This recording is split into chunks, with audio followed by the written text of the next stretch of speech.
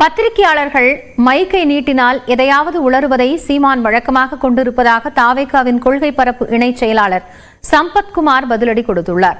பிரசாந்த் கிஷோருடன் விஜய் ஆலோசனை நடத்திய நிலையில் தேர்தல் வியூக வகுப்பாளரை நியமிப்பது பண கொழுப்பு என நாம் தமிழர் கட்சியின் தலைமை ஒருங்கிணைப்பாளர் சீமான் கூறியிருந்தார்.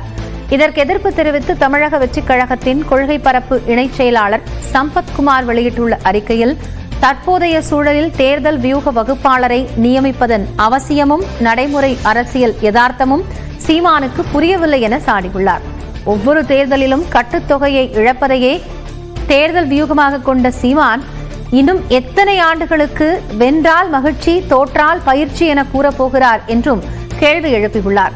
திரள் நிதி வாங்குவதை வழக்கமாக கொண்டுள்ள சீமானுக்கு திறமையாளர்களின் ஆலோசனைகளை பெறுவது தவறாக தெரிவதில் ஆச்சரியமில்லை என்றும், தாங்கள் சட்டமன்றத்தில் பேசுவதற்காக அரசியல் செய்கிறோம் என்றும் பட்டிமன்றத்தில் பேசுவதுதான் அரசியல் என சீமான் எண்ணிக்கொண்டிருப்பதாகவும் சம்பத்குமார் விமர்சித்துள்ளார்.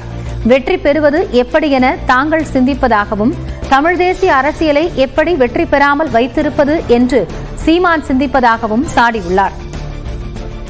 பிரபாகரனிசத்தை முன்வைத்து கட்சி தொடங்கி தற்போது சீமானிசத்தில் கொண்டு போய் கட்சியை நிறுத்தியிருப்பதாகவும் அவர் கூறியுள்ளார். விஜய் தனது ரசிகர்களை தொண்டர்களாக உருமாற்றம் செய்யும் நிலையில் சீமான் அவரது தொண்டர்களை ரசிகர்களாக உருமாற்றம் செய்வதாக சாடியுள்ள சம்பத்குமார், தங்களுக்கும் சீமானுக்கும் ஒத்துப்போகாது என்றும் தெரிவித்துள்ளார். தமிழக வெற்றிக் கழகத்தை இழிவுபடுத்தக்கூடிய வகையிலே தொடர்ந்து அவர் பேசி வருகிறார். அது பணக்கொழுப்பு என்கின்ற ஒரு சபைக்கு ஒத்துவராத ஒரு வார்த்தையை அண்ணன் வெளியிட்டிருப்பது எங்களுக்கு மிகுந்த வருத்தத்தை ஏற்பட்டிருக்கிறது. அது ஒரு முறை இரண்டு முறை என்றால் பரவாயில்லை, ஒவ்வொரு முறையும் அண்ணன் சீமான் அவர்கள் இதுபோன்ற கருத்துக்களை தமிழக வெற்றிக் கழகத்தின் மீது வைப்பதை நாங்கள் இனியும் பொறுத்துக் கொண்டிருக்க முடியாது.